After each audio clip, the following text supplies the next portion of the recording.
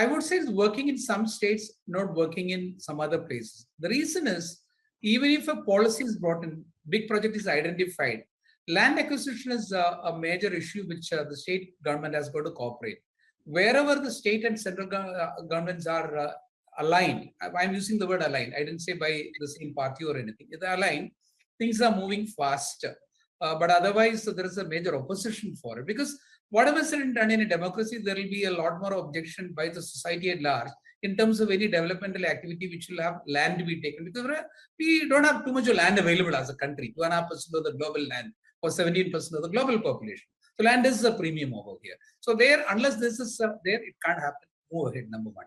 Second is, in most of this, there's a state contribution needed of certain percentage in cash terms to acquire the land. And all the states are bankrupt. They don't have the money. So we need to find a mechanism where, like this is Vinayak's theory only. A PPP means acquire the land, form a company, then hand it over to a private agency. This is what he used to propound earlier. It has not really taken off.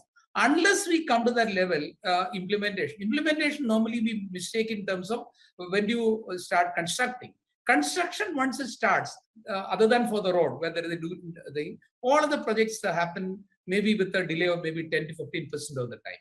That is because of labor issues or some local issues. Otherwise, it is quite okay.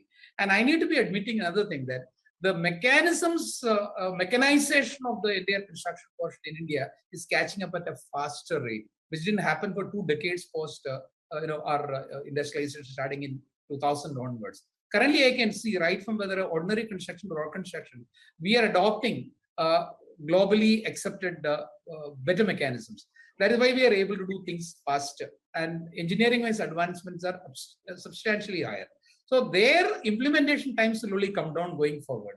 But I'm only again going back to this, in a country like this, like you mentioned about, urbanization is one area where overall the water projects, the city electricity distribution orientation, or roads, not the intercity roads put together, can consume huge capital. And that is an area where all of us spoke about it, but it is neglected. We are trying to convert the dirty cities into smart cities. That's a more expensive and not an achievable thing, because urbanization, people are flocking into the existing cities. So you cannot improve beyond a level. But how many new cities are we creating the way China has done it? Not that everything that we've done is right. America has also done it that way maybe 40, 50 years back. Now, these are the areas where there are no thought processes going on. Converting maybe Bombay into a smart city, I think is a waste of money. Incidentally, Bombay has got, when you mentioned about, there's only municipal corporation having a fixed deposit of 60,000 crores, nearly $8 billion. They have bonds, I mean, will be taken, it will sell off in 1 hour, equivalent to that. So, but there are others who are bankrupt. And how, instead of going for it, why doesn't the government get into identified satellite cities or the existing ones and acquire the land? Not less than 5,000 hectares, plan a city. That's the way it has happened anywhere in the world. And then that each project will be $20 billion. And then all the numbers what Vinayak spoke about. So instead of the rural people migrating into overcrowded cities, into slums and pigeonholes of 10 by 10 rooms, why aren't we creating that with everything taken care of, the way Dubai would develop a city, that you have the water supply underground done, your tube rail done, everything done, and then sell the land. People, the builders will take over. And they sell it and they know how to. This is an economy that we need to be creating. This, in the next maybe a 20-year period of time for the urbanization requirement of India, would consume maybe equivalent to a couple of $100 billion. This is what we need to plan. And we can do that. There are examples available. We should try for it. No, absolutely. No taking away from that. But Vinayak, I do want to talk, get your thoughts also on some of these, sort of nitty-gritty procedural things that they've tried to ease, because they do come in the way of every small or large project. How are they shaping up from what you hear?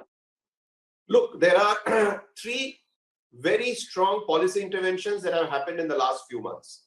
One is Gati Shakti, which is a massive software GIS-based platform that tracks infrastructure development through, a view of interlinkages and project progress through satellite. So that is one major intervention on implementation.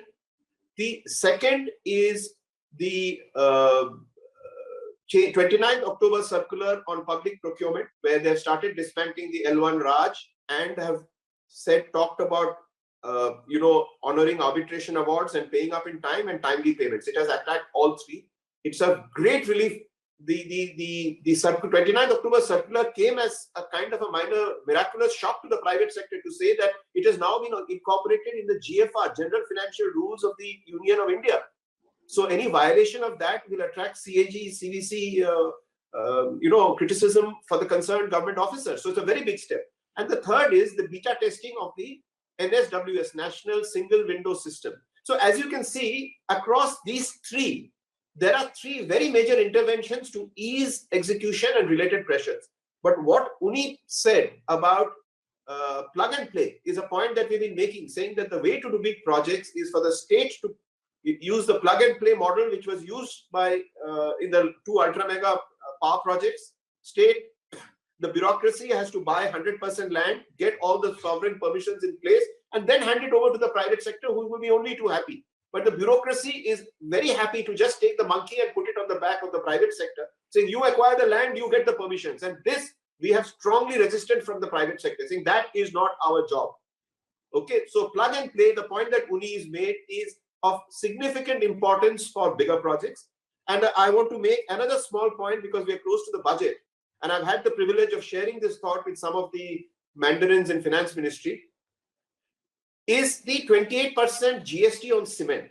Now, please remember that if there is, on a lighter note, very few people know that after water, cement is the most consumed commodity in the world. It was a surprise to me also.